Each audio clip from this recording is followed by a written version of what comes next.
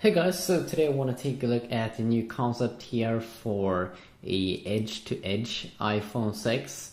So of course now we have the new iPhones for this year, iPhone 5s and the iPhone 5C, but they didn't bring a bigger display. But as you can see here on this concept, it will bring, or on this concept, it has a bigger display, and we've also been seeing some articles about this that next year it seems that Apple will make a bigger display, and I wouldn't be surprised if they do, because they seem to be doing that every 2 years or so, bumping up the display maybe to 4.5 inch, 4.3 inch display, 4.8 inch even. That would be kind of nice.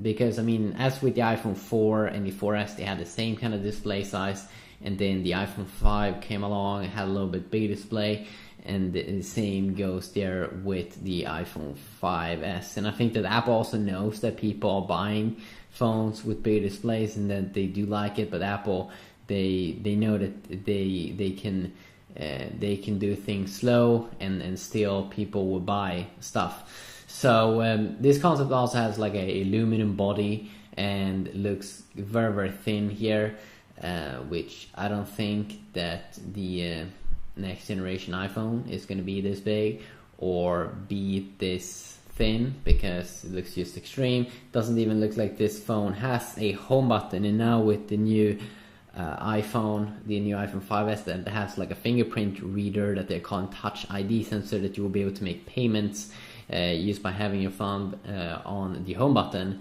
and if we just read it and scan it. I definitely do believe it will still, I mean, Apple will continue to use like the home button, because why would they only have Touch ID sensor in one of their iPhones and then just stop having it? I definitely also do believe that payments, that more people will do payments, because it just will be easier.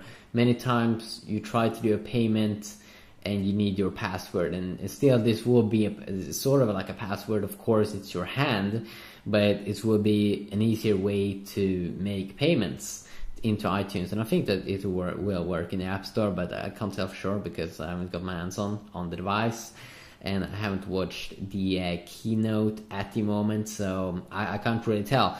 But I definitely do believe that maybe even increase the sales of 10% or 10, 20, 30% of iTunes sales, just because it will be easier to make payments. So if they do see that kind of like increase, of course they still want to keep it easy and keep people to be able to do payments with like a sensor. Of course they will be able to have a sensor at another area or something, of course, but that feels a little bit more longer in the future. I still think that we'll see the home button, and I don't even know if Apple would do bigger than 4.3 inch display next time they update.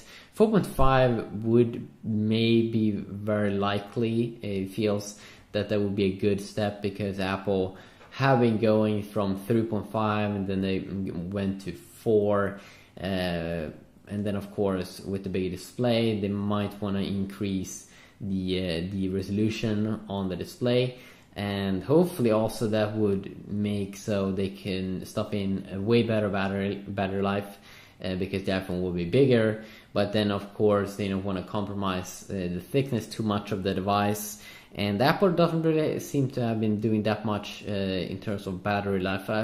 This is something that I definitely want to see more in the future, because they try to do smaller batteries, so you will get a nicer experience, but a longer battery life. I mean, that's what everyone want to have. So I'm not sure about the future in battery technology, but it would be amazing if they come up with a new technology so they can make very, very thin batteries. Right now batteries are pretty big, so that kind of sucks. But a quick little look here at this concept. May not be the best concept, but still fun. Yeah, have a good day.